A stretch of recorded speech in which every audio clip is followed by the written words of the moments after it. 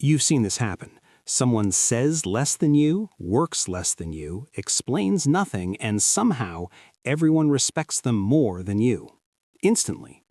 Within seconds of meeting you, people have already decided how much you're worth. Not based on your skills, not based on your effort, but based on something you don't even realize you're showing.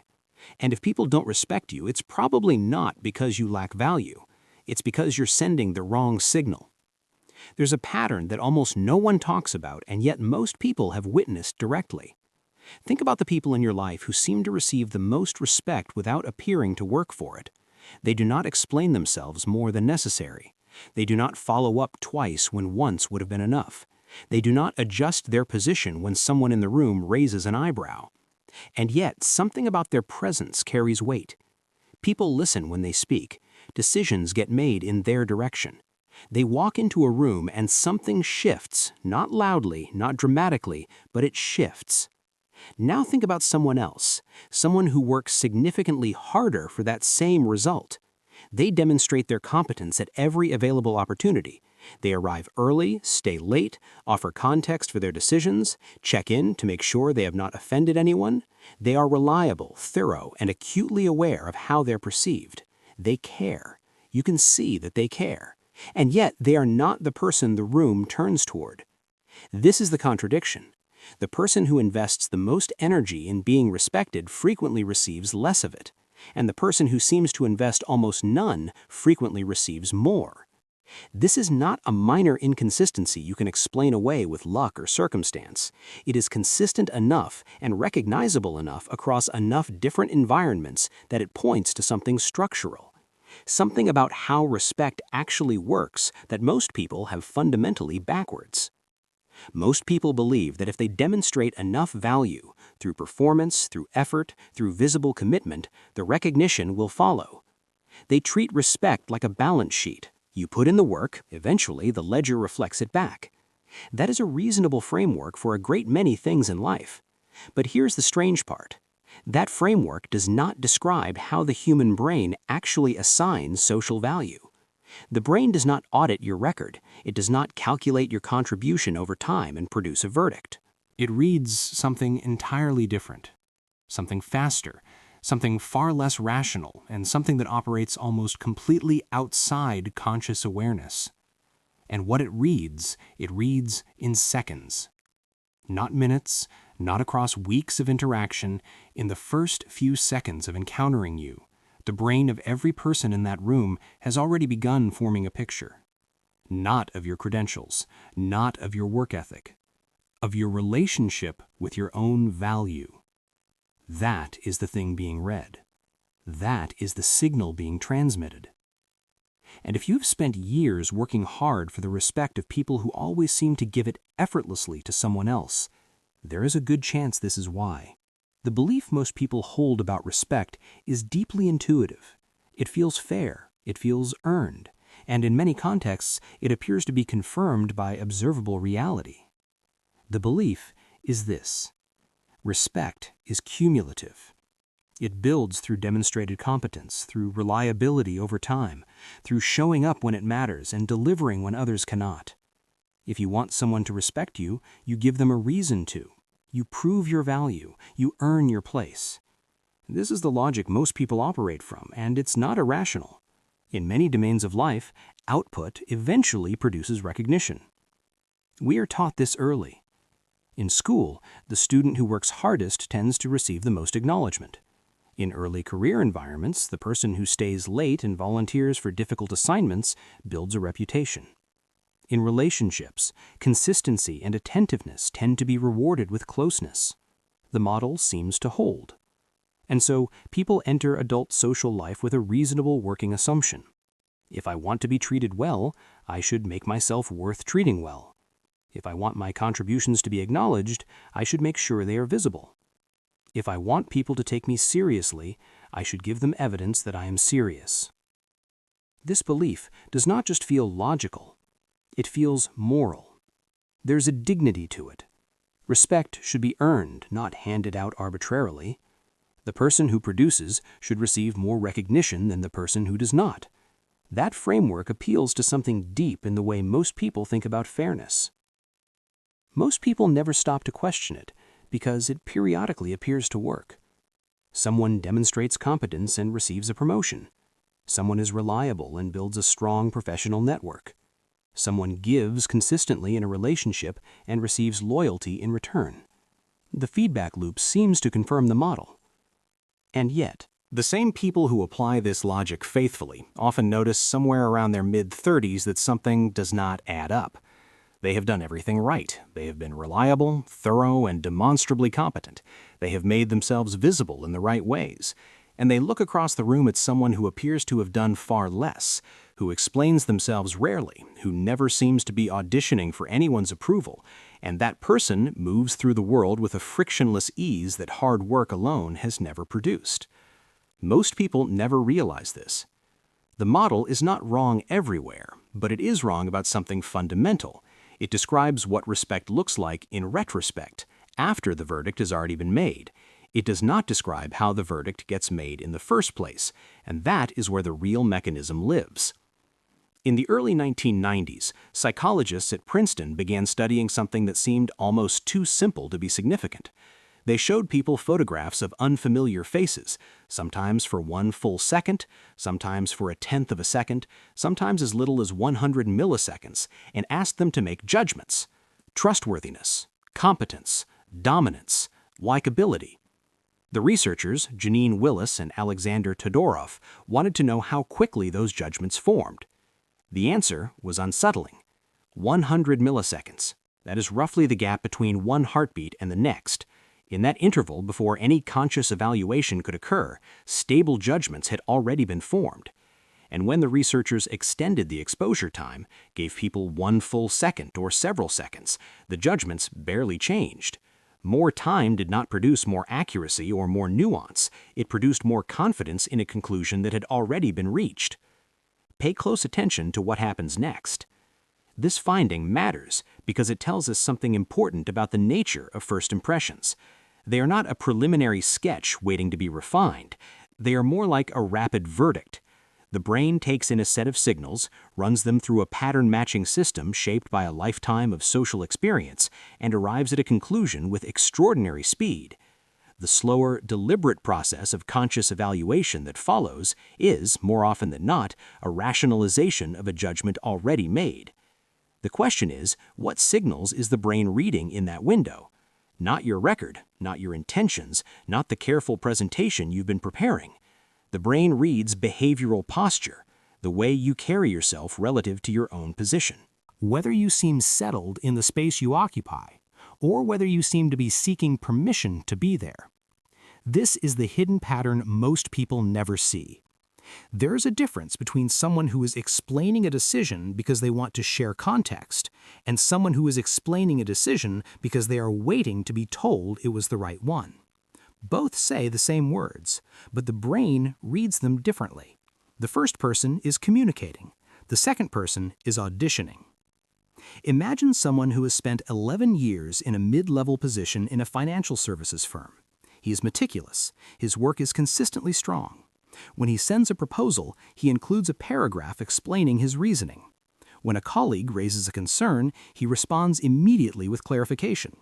When a decision he made is questioned in a meeting, he walks the room through his process point by point. He is not wrong. He is not weak. He is genuinely competent. But something in the way he moves through those interactions transmits a signal he is not aware of. Every explanation is a small request for confirmation. Every clarification is a brief pause to check whether his position is still safe. Over 11 years, without ever saying a single word that reveals it, he has communicated something to the people around him. I am not entirely sure I belong at the table I am sitting at. And the brain of everyone in that room has filed that information. Research on nonverbal communication, work building on foundational behavioral studies from UCLA, has consistently shown that the emotional content of an interaction is transmitted primarily through channels other than words. Tone, rhythm, the pace at which someone speaks, the physical ease or tension in how they occupy a space. These form the actual message that the nervous system of the person across from you is receiving. The words are processed by the conscious mind, Everything else goes somewhere older and faster. And this is where things become interesting. Because what those older, faster systems are reading is not your competence or your character. They are reading your behavioral relationship to your own authority. The signals of someone who believes they have a right to be where they are look fundamentally different from the signals of someone who is working to establish that right. Not in obvious ways, in very small, very consistent ways. The difference between a person who pauses before answering and one who rushes to fill silence. The difference between someone who states a position and someone who presents it with implicit room for rejection. The difference between occupying a space and hovering at its edge. These are not personality traits. They are not fixed, but they are, for most people, completely invisible, because they are the behavioral output of something operating well below the level of conscious decision-making. They are the external expression of an internal relationship with value. And the brain of every person you meet is reading exactly that. The person who seems to effortlessly command respect is not doing less. They are doing something different. What looks like ease is usually the behavioral signature of someone who stopped running an audit on whether they deserve to be there. Not through arrogance, not through indifference to others, but because something internal resolved. And once that resolution happened, the signals changed. The room changed. The work was not about impressing people. The work was internal. And the brain of every person they met picked up the result without either party being consciously aware of it. There is a concept in behavioral economics called revealed preference. The basic idea is that what people actually value is not found in what they say or even in what they consciously believe about themselves. It is found in the choices they consistently make when the moment comes. Actions reveal the preference that words were designed to obscure. The same principle applies to self-assessed social value. Most people, if asked directly, would say they believe they deserve respect. They would mean it. The conscious statement is genuine.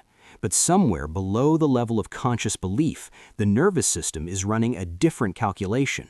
And that calculation is what produces the behavioral pattern the brain of every person they encounter is quietly reading. The calculation is not made in language. It is made in the accumulated emotional logic of experience. The subtle, internalized standard that gets set, usually early in life, for how much deference to expect, how much space to occupy, and how much effort to put into managing the impressions of others. This standard is rarely examined directly. It operates as background architecture. And this is the part that most people get completely wrong. Most people assume the behavior is the problem. They think, if I can just adjust what I do, explain less, speak more confidently, take up more space, the signal will change. So they work on their posture. They rehearse more direct sentences. They remind themselves not to apologize unnecessarily. Some of this produces marginal improvement, but if the internal standard is not shifted, the behavioral adjustment is a coat of paint over an unchanged structure. The brain of the person across from you is reading the structure. Research from behavioral economists at the University of Chicago found that individuals consistently misread their own social positioning, and that this misreading is not random. It is systematically biased towards underestimation. People who have been operating under a suppressed internal standard for years tend to behave in ways that invite the very treatment they're hoping to avoid. Not because they are unaware that something is wrong, but because the standard was set before they had the cognitive tools to question it. It was set when they were young enough that the conditions around them felt like facts about reality rather than one particular version of it. The result is a loop. Someone occupies a social environment in which their contributions are consistently undervalued. The experience reinforces the internal assessment. The internal assessment produces behavioral signals of low self-authority. Those signals are read by the social environment as confirmation that undervaluing this person is appropriate. The loop runs silently, automatically, and in many cases, for decades. Think about a woman who manages a team of 8 people at a marketing agency. She is effective. Her team produces results. But in cross-departmental meetings, she has a pattern. When a senior colleague challenges her numbers, she immediately begins recalibrating, offering alternative interpretations, softening her original position, providing additional context that was not asked for. She does not do this because she lacks confidence in her work. She does it because the internal standard she is operating from tells her that her position in that room requires continuous defense. The senior colleague's brain registers none of the quality of her work in that moment. It registers the recalibration, and it files that information away as something that can be repeated. Now think about something different. A manager in a smaller company is in a team meeting when a junior employee makes a dismissive remark, not aggressively, but with just enough edge that everyone in the room notices it. The manager does not respond. She does not correct the employee. She does not explain why the remark was inappropriate. She closes her notebook, stands up, and leaves the room. She says nothing. The effect on the room is immediate. The employee who made the remark sends an apology within the hour, one of the more genuinely remorseful communications the manager has ever received. The behavior does not recur, and the manager does not lose a single unit of her own self-respect in the process. Nothing she could have said would have been more precise. What happened in that room was not a power play. It was the behavioral expression of a resolved internal standard. When you know, with clarity and without drama, what you will and will not be present for, the action that follows is not emotional. It is almost technical. And the brain of every person watching reads the difference between a reaction and a decision. A reaction is distress made visible. A decision is a standard being enforced. The brain interprets them in opposite ways. Once you understand this, many things start to make sense. Why telling people you deserve respect rarely produces it. Why explaining your reasoning in detail often results in more scrutiny, not less. Why people who seem not to care what others think frequently receive more consideration than those who visibly do. None of this is about appearing indifferent. It is about the difference between a self-assessment that requires external confirmation and one that does not. The brain of the person across from you can feel that difference, not in a mystical way, in a very mechanical way, through the 100 small behavioral signals that are the visible output of your internal relationship with your own authority.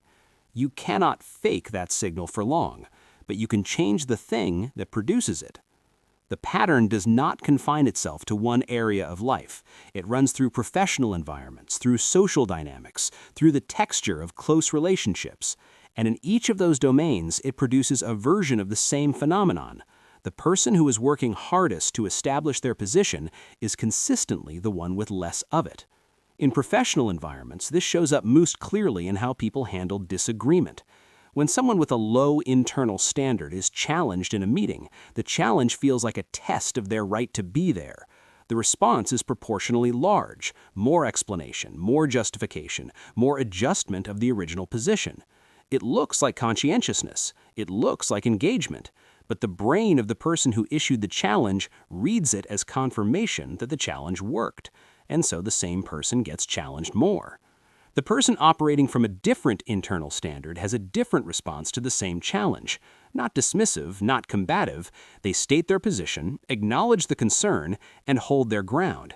The difference is almost invisible on the surface, but it produces an entirely different social outcome, because the brain registers that the challenge did not move them and files that information away differently. This is the mirroring mechanism that underlies so much of social dynamics. People tend to adopt the value assessment that a person projects about themselves. Not always, not perfectly, but with enough consistency that it functions as a reliable pattern. If you treat your position as provisional, the room will treat it as provisional. If you treat it as settled, the room will adjust. But here's the strange part. Think about the way certain people navigate social environments where they do not know anyone. The person who scans the room for signals about how to behave, where it is safe to stand, who seems approachable, how loud to speak, is gathering information to calibrate themselves to the environment. This is not unusual. Most people do some version of this. The people who seem most at ease in those same environments are not calibrating in the same direction. They're not reading the room to fit into it. They are occupying it. Their internal standard is not asking the room for a verdict, and the room, reading that signal, tends to organize around them rather than the reverse. This plays out in close relationships in a way that is harder to see, but equally consistent. The person who needs reassurance frequently, who checks in to make sure they have not said the wrong thing, who adjusts their behavior after any perceived cooling of the other person's attention, is transmitting continuously the signal that their position in the relationship is uncertain, and the brain of the person on the other side responds to uncertainty in a predictable way. It provides less stability, not more. None of this is conscious strategy on either side. The person pulling back is not calculating. The person seeking reassurance is not intending to signal low status. But the mechanism runs regardless of intention. The behavioral pattern of someone operating from a resolved internal standard looks different across all three of these domains. In professional environments, they state positions without pre-defending them. They hold their ground without escalating. They are not unmoved by challenge, they process it, but they do not need the challenger's approval to remain settled. In social environments, they do not scan for permission, they bring their own standard into the room. In relationships, they are present without being dependent. Their warmth does not carry a price tag. Research from Harvard Business School on negotiation dynamics shows something that reinforces this at a measurable level. The party who appears least concerned about the outcome of a negotiation consistently extracts better terms than the party who appears most invested, even when the less invested party objectively has less leverage. The signal of someone who can walk away is read by the brain of the person across the table as evidence of value. The signal of someone who cannot is read as evidence that they already know they need this more than the other person does. This is not a tactic. Tactics can be detected and discounted. It is the behavioral output of an actual internal state, and the only sustainable version of it is the real one. The people who seem to move through social environments with the most ease are not lucky. They are not unusually gifted. They are operating from an internal standard that has resolved something most people carry as an open question. The question of whether they belong where they are. The question of whether their position requires continuous defense. The question of whether the room's assessment of them is the authoritative one. For most people, that question never fully closes, and as long as it stays open, the behavioral pattern it produces will remain visible to every brain in the room, whether anyone in the room, including the person themselves, can consciously name what they are seeing. Understanding the mechanism changes the nature of the work. If the signal being read is the behavioral output of an internal relationship with self-assessed value, then working on the signal directly, adjusting your posture, rehearsing more direct language, reminding yourself to explain less, is working on the wrong layer. It is addressing the output while leaving the source untouched. This produces, at best, inconsistency. The surface changes under controlled conditions. It reverts under pressure. The work that actually changes the signal is the work of examining and revising the internal standard itself. There are three specific shifts that make this concrete. They're not techniques. They are changes in how you understand what is actually happening in your social interactions. The first shift is from earning to transmitting. Most people walk into social environments with some version of the following orientation: I need to show these people what I am worth. This is usually not a conscious thought. It is a background assumption that shapes behavior, making you more likely to explain, more likely to perform, more likely to monitor how you are being received. The shift is recognizing that you are not auditioning for a verdict that has not yet been reached. The verdict is being reached in the first seconds from signals that have nothing to do with what you demonstrate. And those signals are the behavioral output of something you are already transmitting before the performance begins. Your work, your competence, your reliability, these matter. They just do not produce the primary social impression. The primary social impression comes from the behavioral language of your relationship with your own position. The second shift is from justification to position. And this is where things become interesting. When someone challenges a decision you've made, there are two possible responses. One is explanation, laying out your reasoning in enough detail that the other person can evaluate it and, if they find it satisfactory, grant you their approval. The other is position, acknowledging the challenge without restructuring your stance around it. The difference is not in the words, it is in the implicit social signal. Explanation says, your judgment of my reasoning has bearing on whether my decision stands. Position says, I have already processed this. I am telling you where I landed.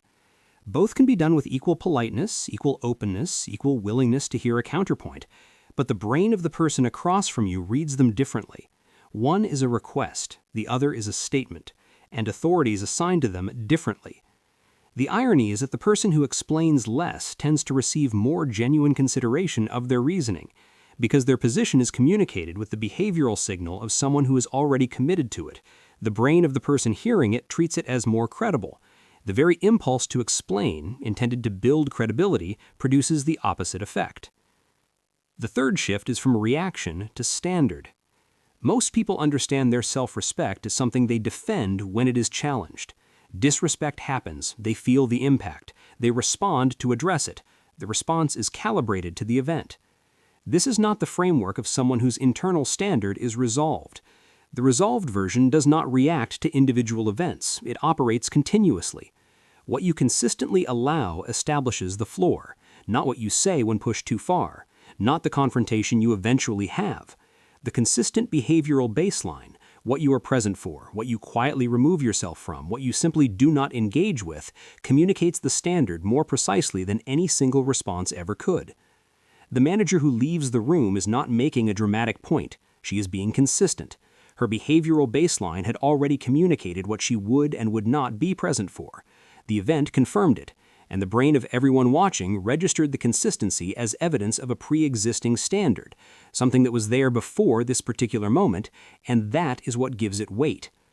Standards do not require enforcement events to be real. They require consistency, and consistency is available at every ordinary moment, not just the dramatic ones. How you end a conversation that has gone too long, how you respond when someone assumes more of your time than you offered, how much you adjust when the room seems to expect adjustment. These are the moments where the standard is either confirmed or quietly revised.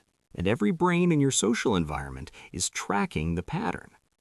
Most of what shapes how others see us was established long before we were in a position to choose it. The internal standard, the working assumption about how much value to assign your own position, how much deference to expect from others, how hard to work to be taken seriously, was set in environments where you had almost no influence over the conditions.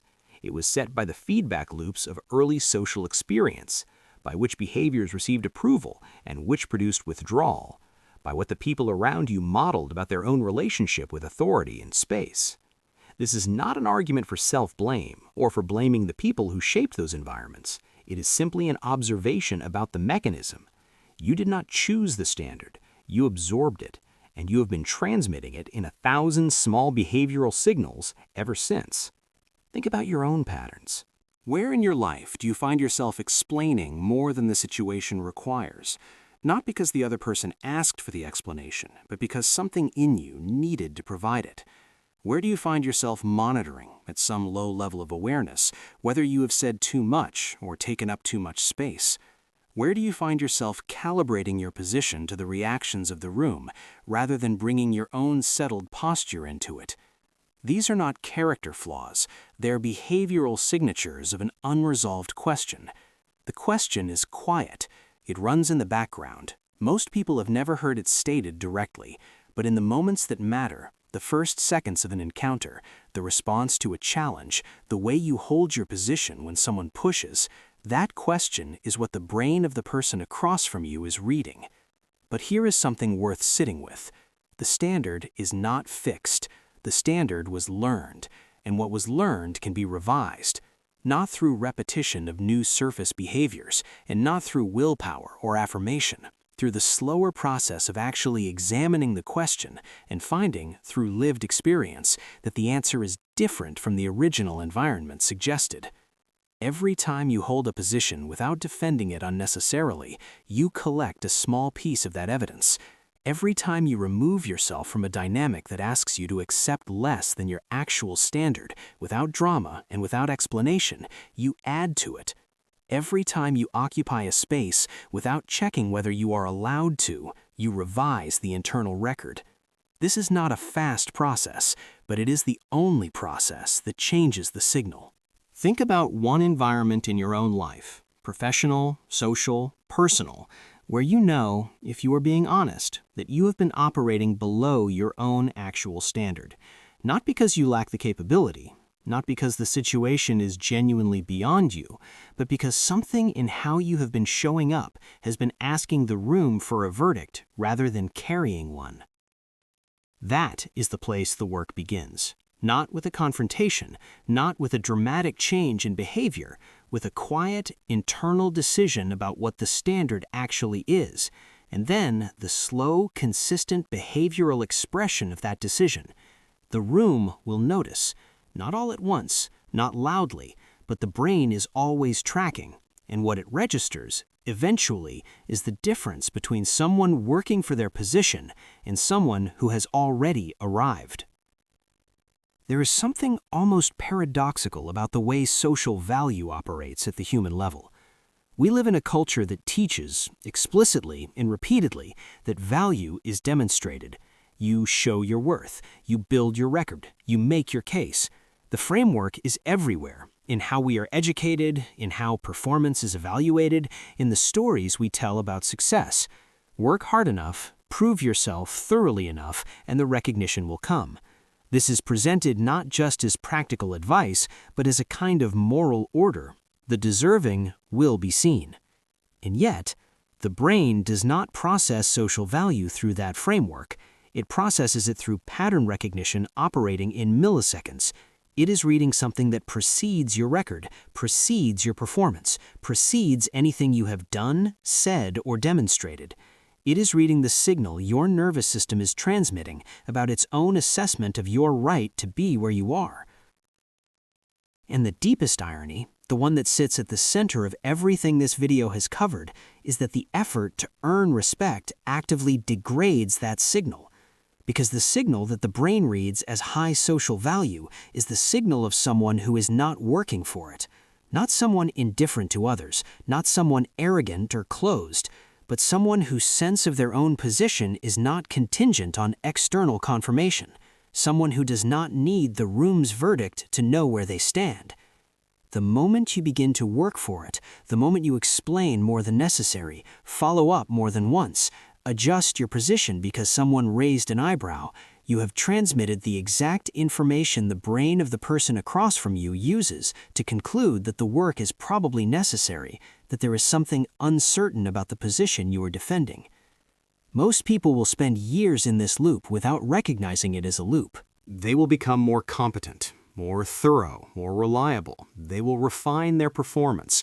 They will get better at explaining themselves, and they will remain confused by the gap between their effort and their result, because the effort is the thing producing the result they are trying to avoid. Once you understand this, many things start to make sense. The person who seems to move through the world with the most ease is not doing less. They have simply resolved the internal question that most people carry unexamined. The question of whether they belong, the question of whether their position requires continuous proof. And once that question resolves, the behavioral signal changes. The way they hold a position changes. The way they occupy space changes. The way they respond to challenge changes. None of it requires performance. The signal changes because the thing producing it has changed. This is not something you can decide your way into in a single afternoon. It is the result of a sustained process of examining an internal standard that was set before you could question it and revising it through the accumulated evidence of choosing, again and again, to treat your position as settled. But the starting point is simply seeing the mechanism clearly. Most of the behavior that costs people respect is not weakness. It is sincerity. It is the genuine attempt to communicate value through demonstration. It just happens to transmit, through a channel older and faster than language, the precise information that undermines the result. You were not doing something wrong. You were doing something that made complete sense given a misunderstanding of how the system works. And now you understand how it works. People will spend their entire lives trying to earn the recognition that the effort itself was preventing. The brain does not assign value to what you prove. It assigns value to the signal of someone who already knows their own. That signal cannot be performed. It can only be the result of something that has actually resolved. And what it reflects when you finally see it clearly is not a ceiling. It is a starting point.